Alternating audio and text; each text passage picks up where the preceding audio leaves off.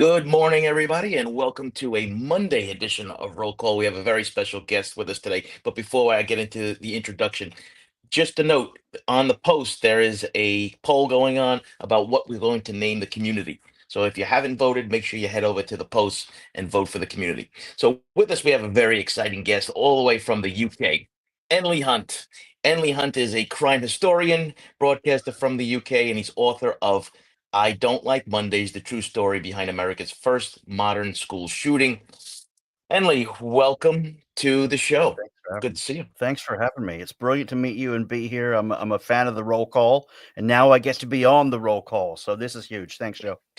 Yes, yeah, and roll call. So for those who are unfamiliar with roll call, is basically is when the police get together in the morning to get their jobs and everything else that goes along with it. But we get our day set up by what we're going to be talking about. So, Emily, this book, I don't like Mondays. It was a Boomtown Rat song, and I did found out maybe about 10 years ago what it exactly was about. I mean, that's that. I didn't even. I had no idea. I mean, it was pretty wild when Well, I actually found out about that. yeah, I mean, people of a certain age, and certainly here in the UK and Ireland specifically, or maybe the other 14 countries that this song was number one in. This was a huge monster song in 1980, actually late 79, 80, all the way across the globe, but the USA. I think people know it now because Geldof performed it at Live Aid, and it's kind of a well-known song. But it actually dates right back to, well, a Monday morning in January 1979 in San Diego. And, I was a 10-year-old boy in town at that time, and my dad was the editor of the local newspaper. And shots rung out, and the expression school shootings was coined and phrased that day. Uh, Over here in the UK, school shootings, we have them here. There have been a few very high profile mass shootings as well for a nation that doesn't have, firearms as legality. Um, we look at America as kind of this bizarre place where these things happen, where children have guns, and no stronger case than this I Don't Like Mondays case, and a 16-year-old girl named Brenda Spencer, who, like the song says, silicon chip inside her head, she switched to overload. Nobody's going to go to school today. She's going to make them stay at home. It is the song actually sums up what happened that morning, and of course, it's not missed on me that we are now speaking on a Monday morning. Right. You'd Well, imagine. that yeah, specifically chose that. Yes. Yeah, we think about it at this time of the morning, 8 o'clock. I'm looking at my clock now. It's midday, but I can hear school children coming off school or for lunch, walking around my neighborhood, and you might see kids going to school. What happened on that January morning? She shot from her front door and just started picking off children with her 22 rifle. Ended up killing the custodian and the principal who were going to save children who had been hit with these bullets. She also shot a police officer in the neck. She killed two and shot almost a dozen people. If it weren't for fast and quick thinking of the San Diego PD and a little bit of activity from reporters who called the house, we slowed her down. Or when we say we, I mean the San Diego slowed her down enough to have her kind of distracted so people could get to safety, and it saved a number of lives. So the case goes from wild 1970s, where loads of weird things were happening in the 70s. It was a strange time, to a girl thinking she could shoot people from her house, to then thinking she did nothing wrong and she's still in prison. So it's quite a long story, and the book tells the whole fact from start to finish. And I wanted to make sure I covered the entire event because school shootings has become a phenomenon. And I was actually challenged by a doctor on that the other day, because he said, well, it's not a phenomenon because it happens so often, it's now part of the common consciousness. So to be told that a school shooting is not a phenomenal event anymore was sort of, well, I guess you're right. And perhaps Brenda Spencer in 1979 started it all. Well, and actually, in an interview I saw with her, she actually admitted that every time there's a school shooting, she feels a little bit of blame for this. So, you know, yeah, every time she said it, every time there's a shooting, I kind of take some responsibility for that. So that was actually kind of, odd when you think about it. I mean, you think about the amount of copycat killers and everything else that happened, because this one, kind of Yeah. put this on the map, so to speak. And then because you had Columbine, of course, and all these other ones afterwards. But you kind of wonder if if some of these incidents were actually, copycats, or they got the message from her. Well, I think certainly there have been copycats of Columbine, and there have been copycats of Sandy Hook, and the dozens of other shootings. There have been copycats, and I speak to a number of school shooters in prison, and part of my research and other projects I'm working on, and another one in San Diego that happened, almost 21 years later, was also on a Monday, and when he was arrested, and he killed two with a 22 shooting from the school. He was asked if he didn't like Mondays, and it's almost like the default question that some police officers ask in San Diego. Certainly, I've heard it from a number of people who have been arrested, who I've spoken with, who've been asked if they don't like Mondays. So the phrase certainly is in the consciousness of the American mind, and I guess Garfield said it first, the cat, right? He hated Mondays, and so when Brenda Spencer repeated that phrase to the reporters on the telephone whilst shooting children, that's we'll get into the story, but it proves how young she was with a weapon by quoting Garfield during the act of murder. Again, it's a remarkable story, and we can dive into that if you want. Joe, you tell me where you want to Sure. go with this. I'm happy No, to no. chat away. Yeah. No, no. I want to hear the whole story. I mean, it's just it's one of those things where there are lessons to be learned from this. Like, I mean, once again, we Absolutely, had a situation, absolutely. yeah, where she was going through issues, right? We know that she was going through issues at the time, and her father purchases the rifle for her for Christmas with the ammunition. I Well, mean, we've seen this happen. I don't know how many times where Sandy Hook is another example where yeah, the yeah, son has and obvious problems, and they gift him this weapon. It's crazy. we have a Talk about, yeah, in Plymouth. talk about red flags, right? I mean, jeez. Yeah. You know what? And even here in Plymouth in the UK, we had a major mass shooting. It was a horrific shooting where the mother bought him a shotgun because he was doing well in school and he had made some friends. So even years later, 40 years later, it still happens. It's an incredible thing that some parents do. And I also have to explain from the UK. Let me get to the beginning of the story here, because you mentioned the father and all that, and all of this is relevant, like so many of the school shootings with youth offenders. Um, Brenda Spencer was kind of a down and out kid in San Diego. Now, for those who know San Diego, you will know these suburban sort of propped up track homes that are put all around San Diego, built in the 40s and 50s. Dad was working at San Diego State University as an audio tech guy. He had a job. It was widely reported that he was an alcoholic, which is pretty much untrue. There's no evidence to suggest that's true. And in fact, all of his friends said he was a fairly lightweight guy. He just was quiet and into himself and didn't mix with neighbors. Brenda's parents divorce. It's a similar scenario for so many of kids around the world where the parents separate. But in this case, the three children, and Brenda was the youngest, older sister and a much older brother, they went to live with the father in his house because, well, dad didn't have many rules. This is the 70s. Kids are running in the street. We picture it like a Spielberg-esque type of town. All the houses are kind of fairly new built, and the trees are still growing, and the streets are empty with cars, and kids can play in the streets. And it's warm. It's San Diego. There's no reason to ever go home. Brenda was one of these latchkey kids. While dad was at work, she was running around and often not going to school. Nothing really hit their radar of her being a terrible child until she started getting caught for thieving, and she did a bit of vandalism on the school that she would end up shooting. Um, she was brilliant with the BB gun, and dad bought some property down south in San Diego, and they would drive down. They call it the mountains or the hills, and they would go and they would shoot targets and often shoot birds or gophers or other things. And she was really skilled with her BB gun. She stopped going to school and was moved to a sort of a different learning, an alternate learning school. We have these in and around San Diego. They're well known to San Diegans. I'm assuming America has them everywhere. Um, and she had been starting doing very well. She started attending school, and she was making friends, and it looked like she was on the up.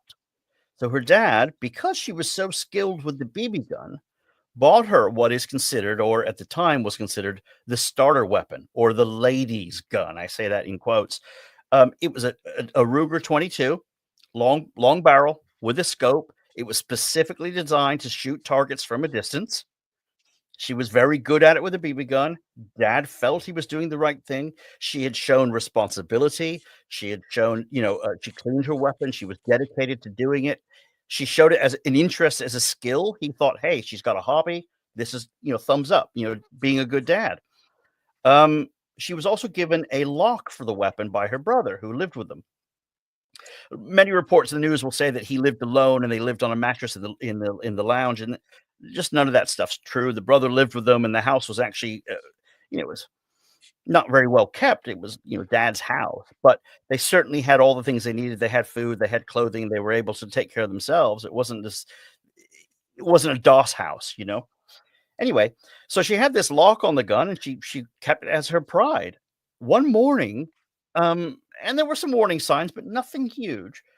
One morning, she breaks 2 pieces of glass out of the front door. It's one of these classic, glass on the top in diamonds and then wood at the bottom door, one of these classic American doors. She broke 2 of the glass panes out and took her BB gun or pellet gun and her .22 and started shooting across the street while families were pulling up to the school. There was a elementary school called Cleveland Elementary just across the road, and these are large California streets, but still about 120 feet away, not very far, and certainly within the scope range of her, of her Ruger rifle. This is a large rifle that was almost 3/4 her height. So you can imagine this. Brenda's only 5'2", and this gun was 3 feet long. So you can imagine her holding this rifle into the window, and she just started shooting. And because it's 22, it wasn't the huge bang of a 357 or a big shotgun. This is more of the pop, pop, pop, pop, pop. And perhaps today, when you hear that noise, you have the thought of school shooting. You'd have the thought that perhaps something's untoward. In 1979, people just didn't have these worries. This was nothing it wasn't conceivable. Is it even possible? Plus, the ricochet sound that it was making, it was difficult to know where it was coming from. This is not her running into the street with a gun being seen. This is an unknown assassin from somewhere shooting, and kids are being hit in their hands and in their leg, into their stomachs. They're being hit in the lower parts of their bodies, and sometimes the extremities. And they're falling to the ground, and people are thinking they're just pranking or playing games. And cars are pulling up, and parents are dropping off their kids. And with the sound of the cars and when you open the door of the car radio, no one could hear the shots, but children started dropping. It was a horrific scene. Slowly, it's revealed that there is a shooter from somewhere, and the principal, who had just opened the gates to the school, and the custodian who was doing his daily greetings to all the kids. And I want to pause here and talk about the victims just for 2 seconds. And I know I'm rambling, but I want to get that story out and we can go into depth.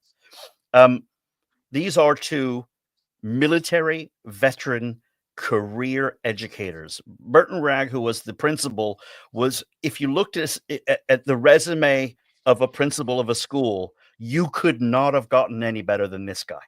This guy was as good a principal as an elementary school could have. And he'd worked in different parts of the country. So he chose San Diego as home. And if you've ever been to San Diego, it is beautiful. So I could never fault him for choosing it. He was able to choose essentially where he wanted to live and the school he wanted to work at. And he chose Cleveland, and I think was a wise choice until this day. And of course, the Korea War hero who was the custodian was close to retirement, and he just had a joyous job of caretaking this wonderful school in the California sunshine. I think he had it made. He was close to retirement, and he was just enjoying life. Both these gentlemen went to save the children one at a time, and were both shot directly in their chest twice. So Brenda was shooting children sporadically, but as second she saw the adults, she went straight to the chest and shot them. Police arrive. They cordon the scene. She's still shooting. A police officer runs to save the principal and everyone, maybe a bit gung-ho, but certainly not fully aware of the surroundings of the shooting going on. Takes a bullet to his neck. He doesn't pass away. He ends up taking some of the children and the custodian to the hospital. He still is able to get in the gurney into the ambulance. It's an incredible scene. Police come and cordon off the scene, and they drive a truck in front of the victims, commandeering a vehicle. Which, imagine commandeering a vehicle today. I know we see it all the time on the A Team or the old television shows, Yeah. but I I couldn't imagine a police officer coming to me and saying, "I need your car." I would say, but this is 1979. Yeah. People had ultimate trust in the police. He commandeers this garbage truck and drives it in front of the victims, allowing them to get medical care. It's the most remarkable thing. At the same time as this happening, my father, who was the assistant city editor of the Union, well, then it was the Evening Tribune. Today it's known as the Union Tribune or the UT in San Diego. Newspapers have changed a lot in 45 years. Anyway, he gets a phone call from his guy downtown at the cop shop in downtown City Hall, where there was one police station in San Diego, town of 1 million people and fast growing. Had one police station downtown. So these cops drove quite a distance to get to this suburb. He hears about this shooting and he says immediately, call around, find out where this shooting's coming from. Let's get to the bottom of this. Let's get the story going. This is huge. We've got a deadline at 10 o'clock. We've got to hit the afternoon papers. This is, fast moving. If it bleeds, it leads newspaper business, right? So they open up the old phone book. And in the old days, if you have any younger listeners, a phone book is a big book with people's names and numbers in it. You could actually find people before the internet. They used that. They had one called the crisscross. I don't know if you used those, Joe, back in your day, where it had the address rather than the person. So you could look up the address and get the phone number then. The old Haynes manuals, I think they were. The Haynes crisscross. Did you have those in New York? No, no, I didn't. We had the yellow pages and the white pages, that kind of stuff.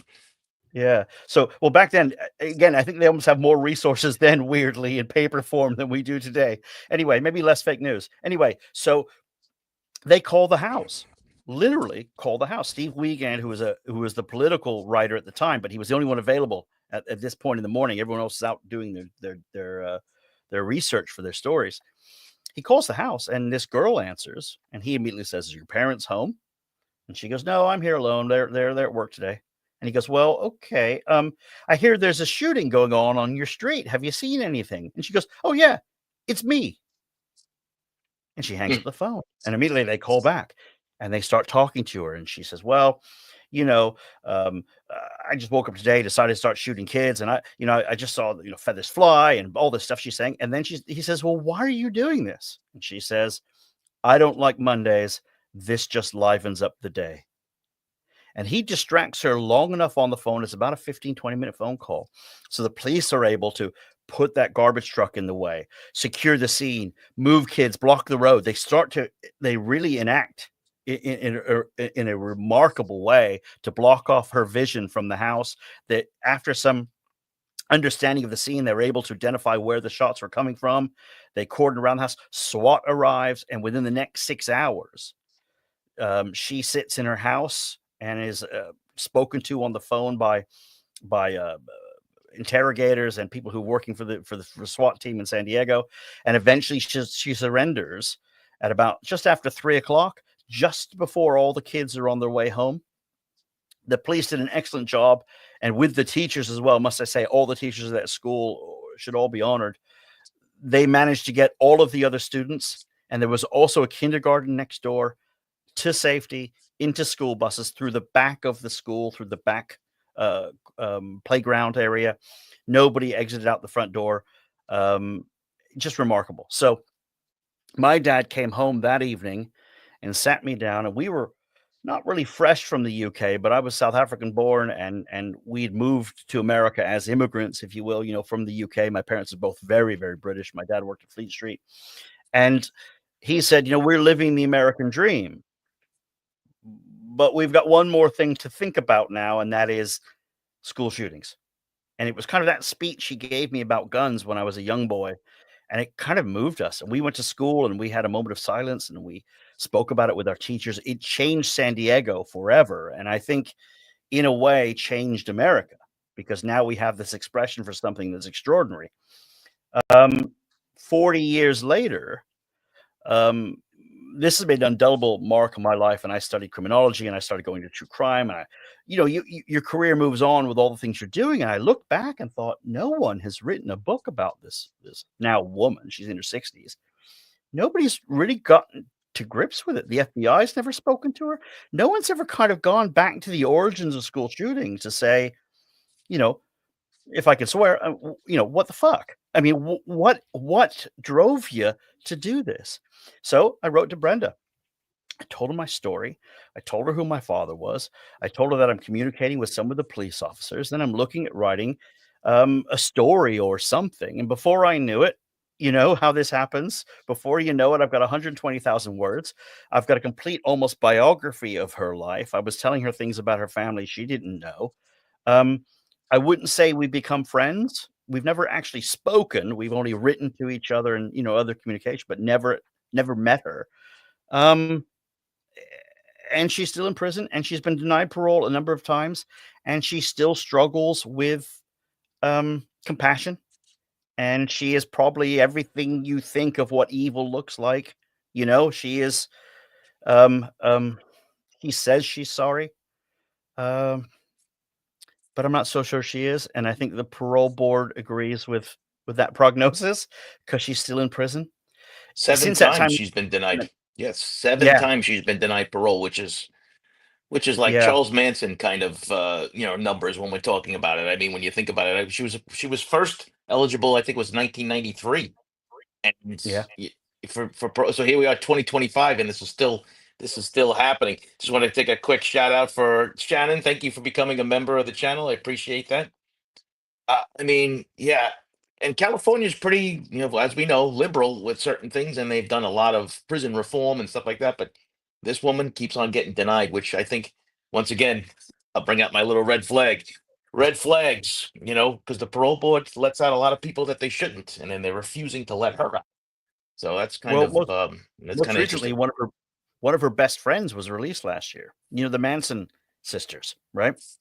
They've both been granted parole, and Gavin Newsom agreed to allow one of them out. And she was a very good friend of Brenda. So let's get into into that detail. There's a load more that happens that is really bizarre. But Brenda saw the Manson killings and Patty Hearst again. For those who are old enough, I'm barely old enough to remember this stuff, but Patty Hearst was exonerated. Here's a woman who I mean, again, we could debate that story, but she did rob a bank with a large weapon, and she was essentially exonerated and forgiven for the crime because of the circumstances. So Brenda sees a lot of things that are happening in the 70s as being specifically women and crime interest her, and she saw what they were and how they were involved in those crimes. And then she goes to prison and literally becomes best friends with the Manson sisters. And she spent, 40 years in prison living across the hall from them and is incredibly good friends with them. So it's funny how one community just moves her to another community.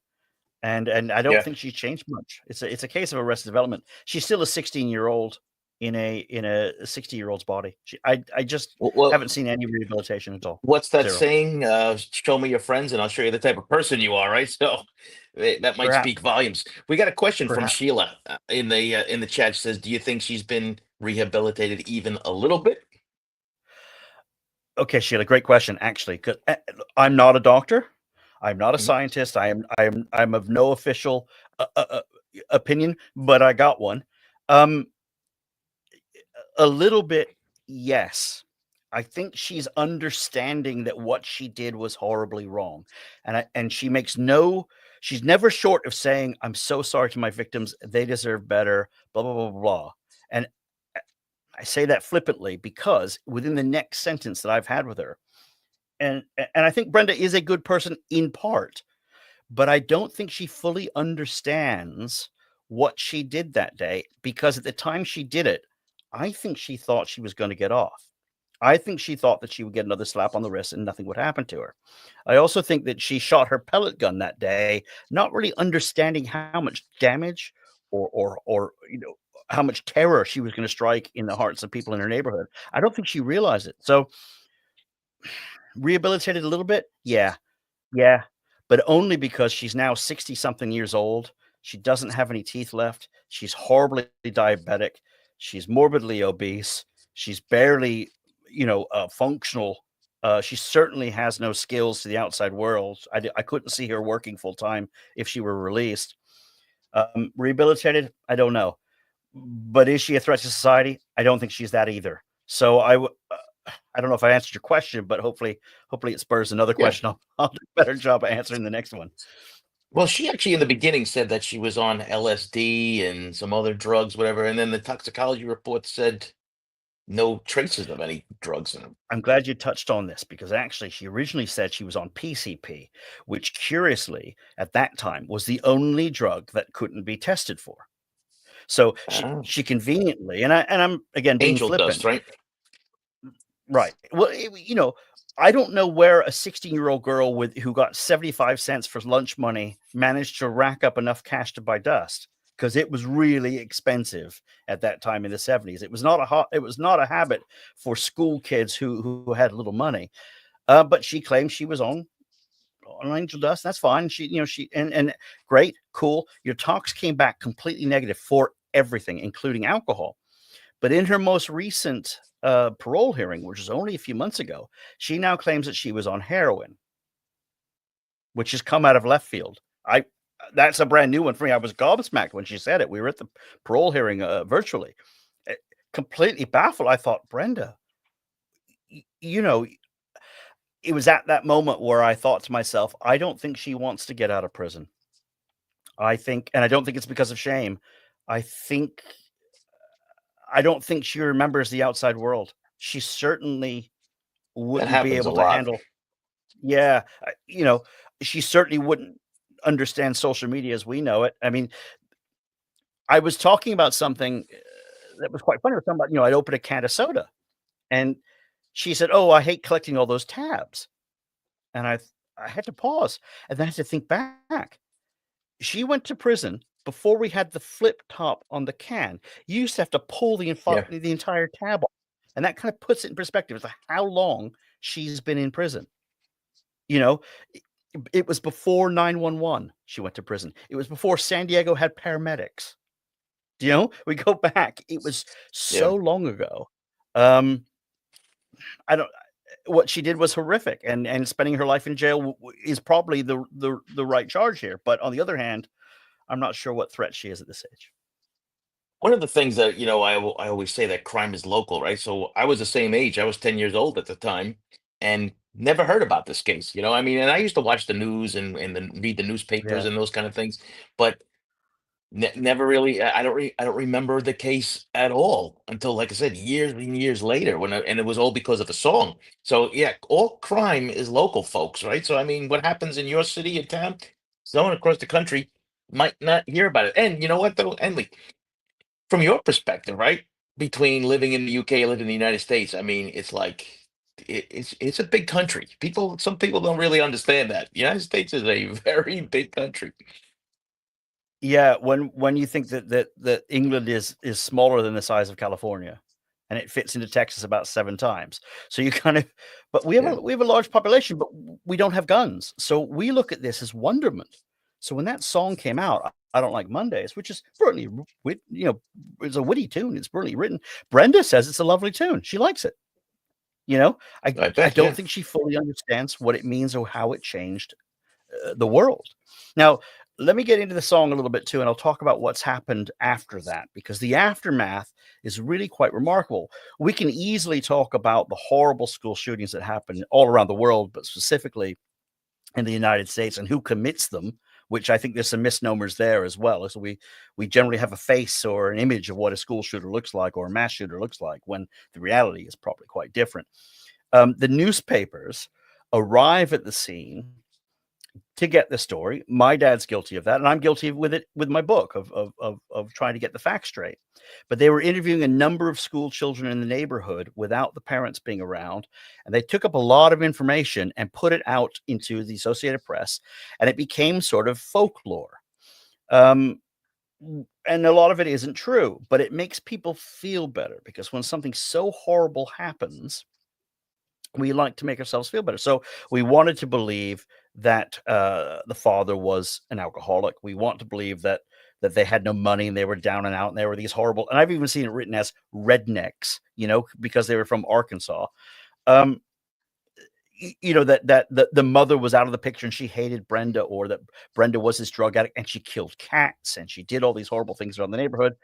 Almost all of that is untrue. The father had money and actually quite a large trust that Brenda will get when she gets out of prison because he's passed away. So Brenda's fairly wealthy now in her 60s.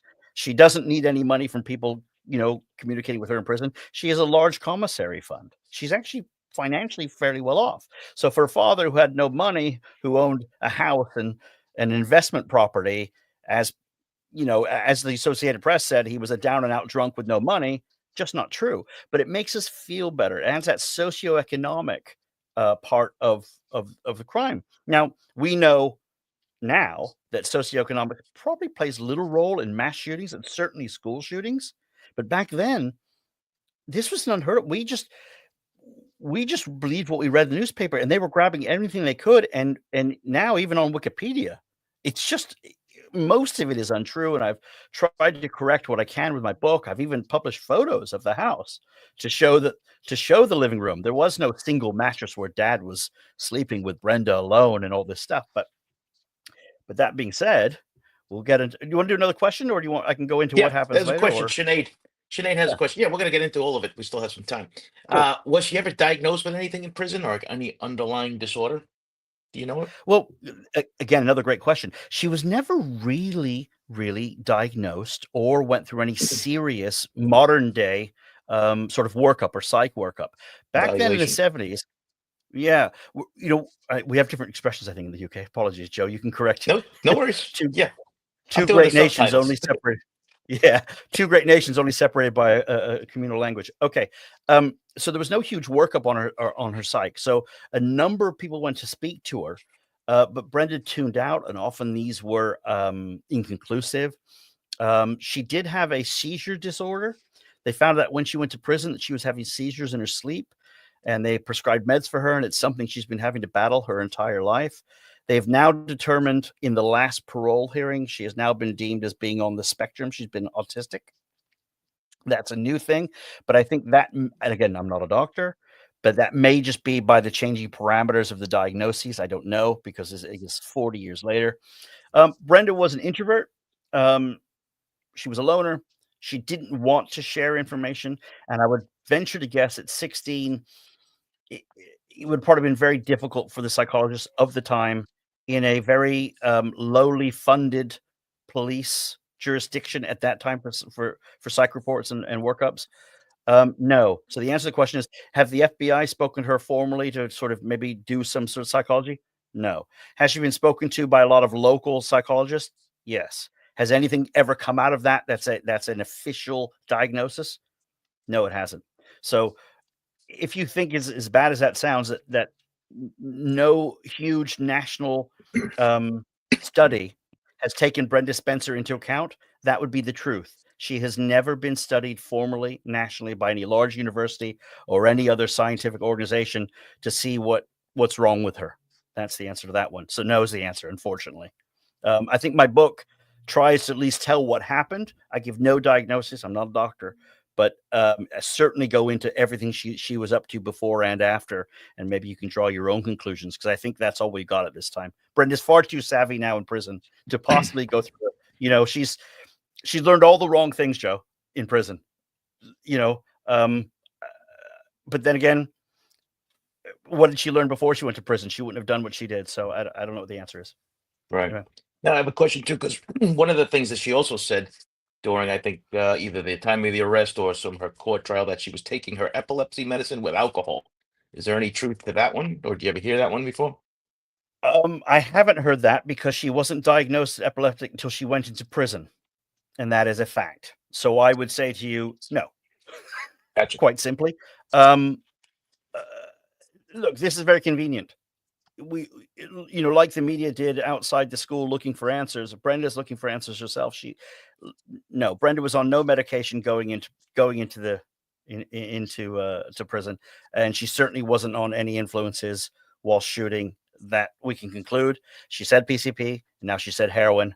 I'll let you draw your own conclusion, but I personally think um, she was just an angry teenager and can't really understand it herself. Just my opinion. Before we got started today, we were just chatting, and you were talking to me about the media and some of the things that Yeah. I want to get into that. So let's get into Okay. that. Okay. So I mentioned it before, and the media play a key role in this because of what they choose to really publish and not publish. And this is where the story gets really dirty because they then publish everywhere around the globe, because it was a story here in the UK, that Brenda was from a poor family whose father was an alcoholic and nobody cared for her. And he bought her a gun because he wanted her to kill or whatever. And that she was shooting cats around the neighborhood and she would light them on fire. And she had this plan to walk up on a cop and shoot him in the head and all this stuff, because I think it made us feel better. And I think once the kids realized they were getting their names in the paper, and this is a different time, almost never. You tell me if I'm wrong, Joe, but if you were, going around, canvassing the neighborhood, you wouldn't grab a 12-year-old, ask for their opinion without the parents being around, and then just printing it willy-nilly in the newspaper. But that's what was happening in because it was so shocking. So people have this belief that Brenda had done all these things, which she didn't. And they printed that and they ran with that. And that was even why they had to move the trial to a different county. And this is common because people had this impression of what the facts were. In the end, Brenda pleaded guilty, so the movement of the trial made no difference.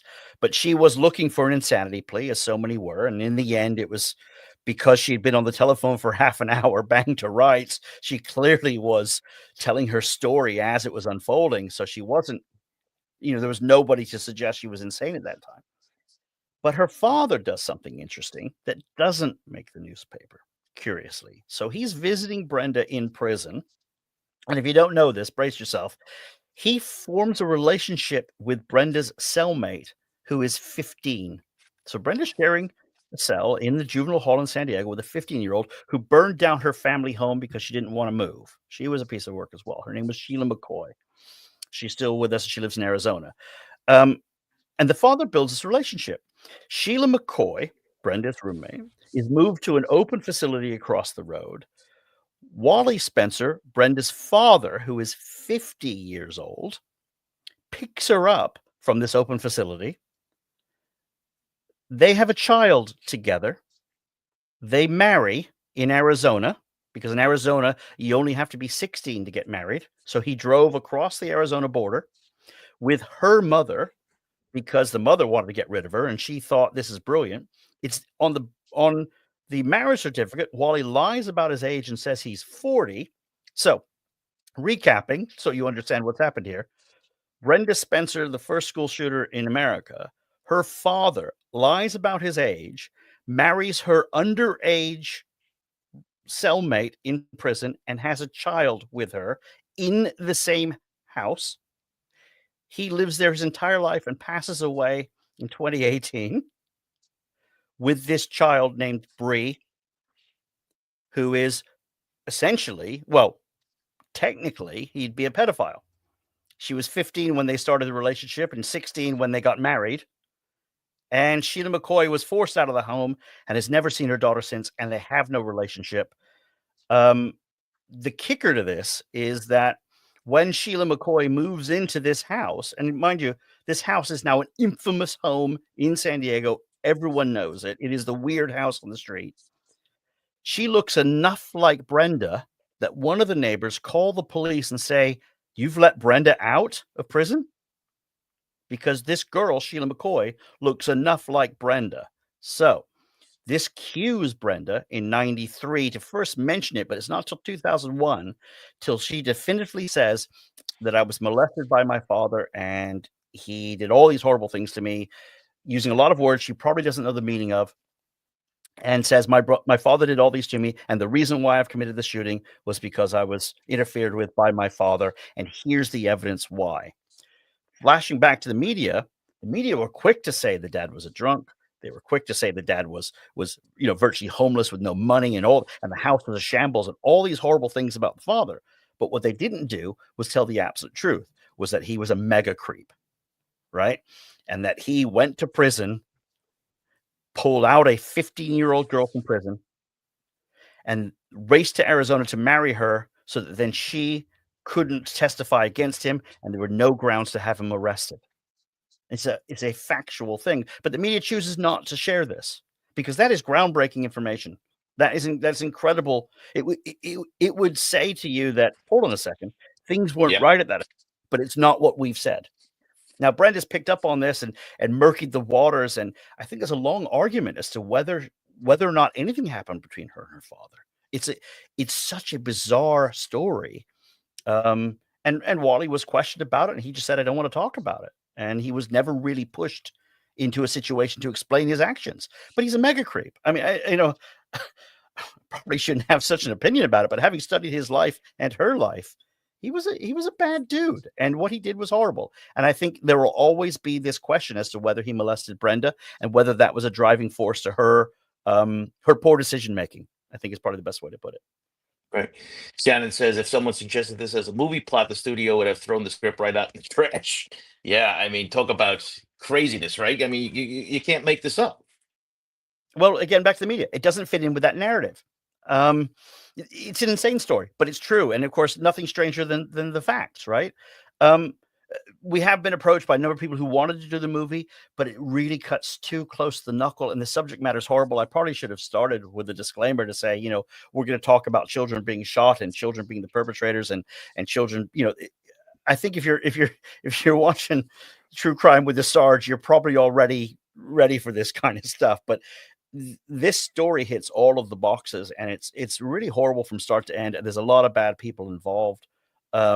And school shootings have perpetuated the more we talk about school shootings. So I'm even got my double edge on this about whether, how deep we go into it, but without studying the world's first or the America's first, I think would have been an injustice. So that's why I've written the book.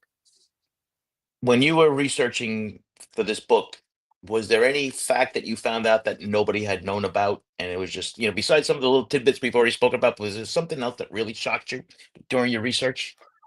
Well, the father was a shocker, but here's another one. For those who know California crime, or there was a murderer named Betty Broderick, who's actually, I think, Dirty. Is it?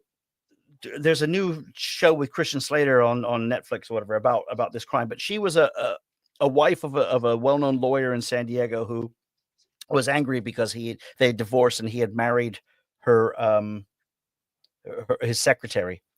And it was a horrible thing. Betty Broderick's her name. You can Google it. It's a well-known case in California. She steals her kids' keys to the father's house because they had children together, went in one night and shot them both with a gun and killed them. She was completely um, unremorseful.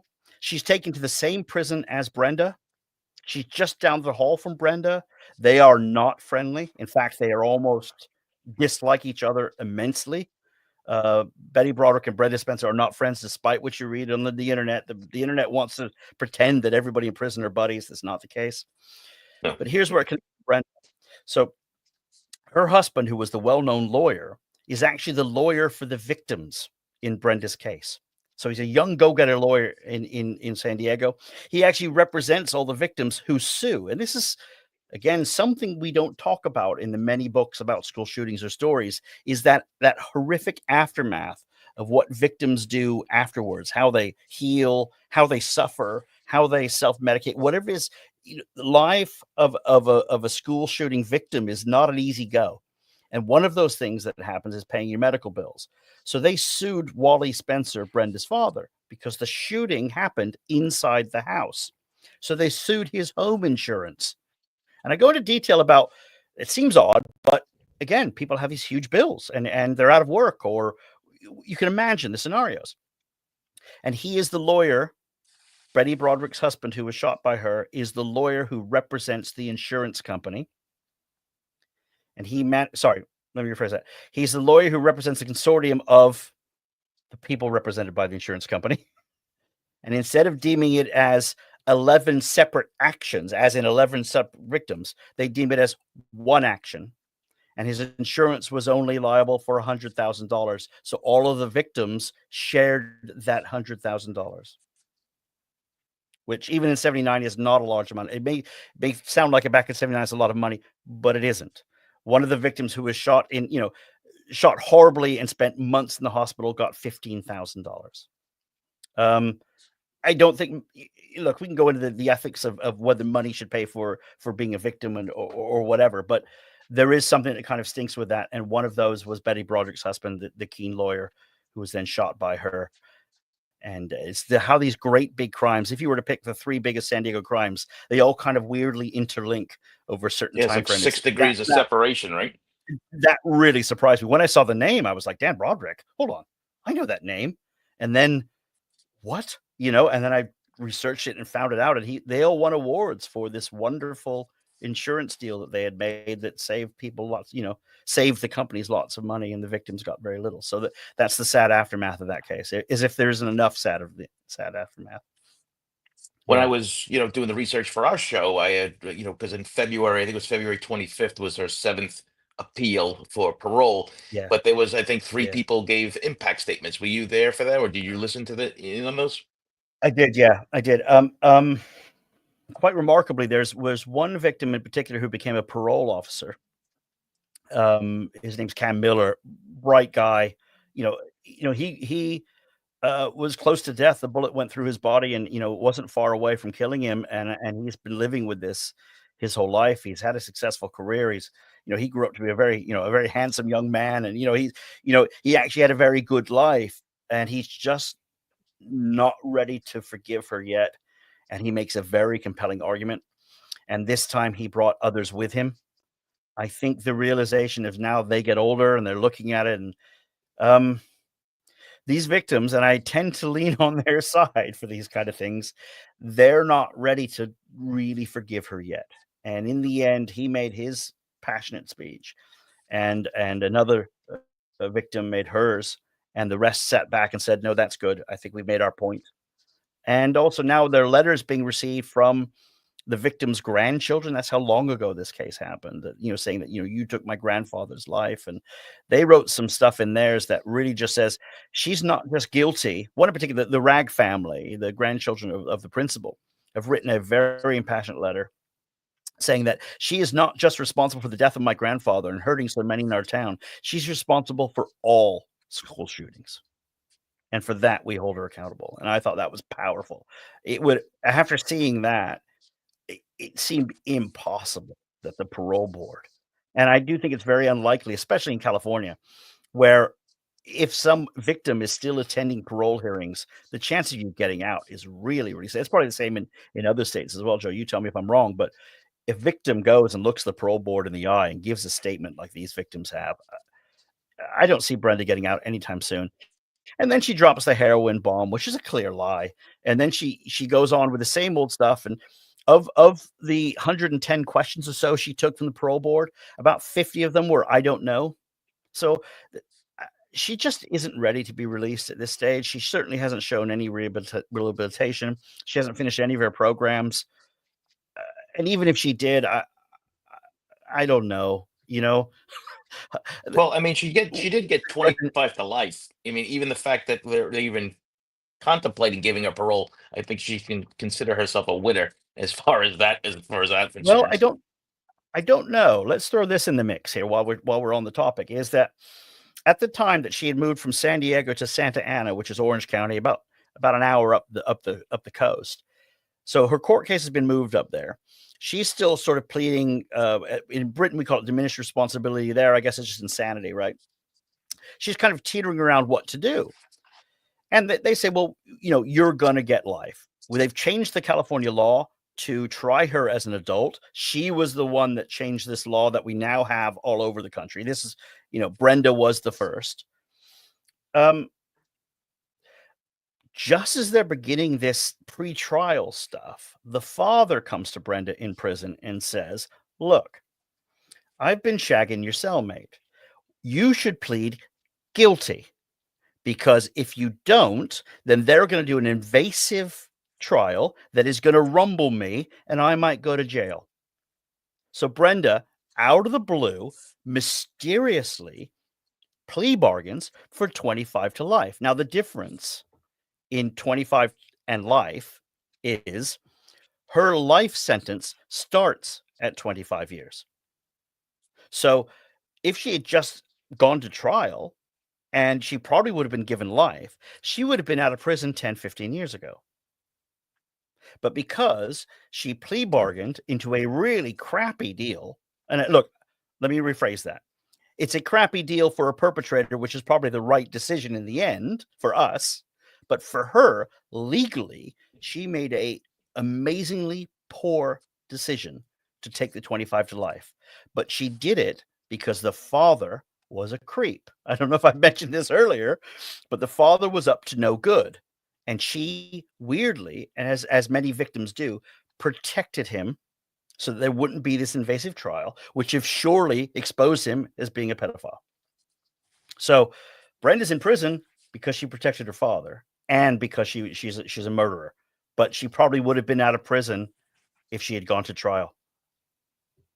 No, Sorry to throw that in. I know that I may have gotten no, no, technical or legalities of no, it, no, but no. But the law that's is a another weird interesting thing. The law is aspect. a Yeah, weird thing. Yeah. yeah. No, that's an So interesting she aspect because protected I her was going father, to who's ask Dr. you. Fisher. Yeah, I was going to ask you Good. about because on my notes is that she pleads guilty to first degree murder, and which is kind of strange. I mean, she was young. I mean, she was 16 years old. So what was it with the trial 17, 18 maybe she was at this time? Yeah, it was into her 17th birthday, yeah. Yeah. And, Bob Geldof, though, and the Boomtown Rats released the song on the same day as the trials. They released the song and the album all at the same time, so this song is hitting big around the world. Yeah, a little news He's jacking per there. yeah, well, Cash from Chaos, it was the time, man, hey, this is what punk rockers did, right? I'm not faulting him for that. They're selling this story at the same time that Brenda's trying to navigate the rest of her life, and she made a really, really poor decision, and it does look like it was her decision and her decision alone, and once again, she made a wrong one. I think the victims are happy she did, and I think they wouldn't have they would have not wanted to go through a long trial to relive this moment, you know?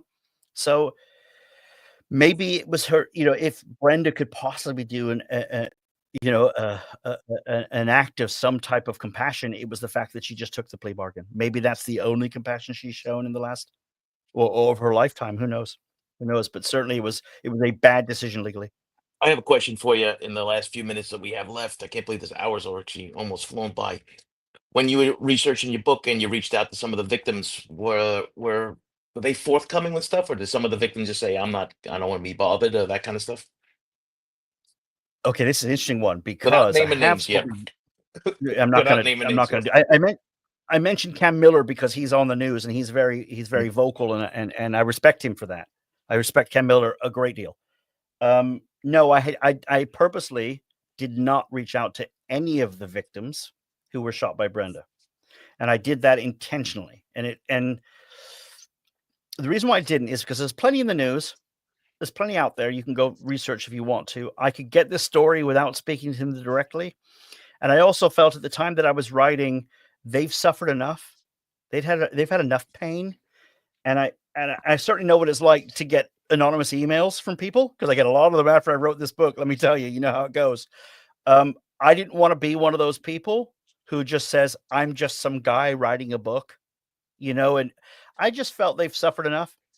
They're gonna have to live with these scars and the knowledge of what's happened to them. And I didn't contact them out of respect for them.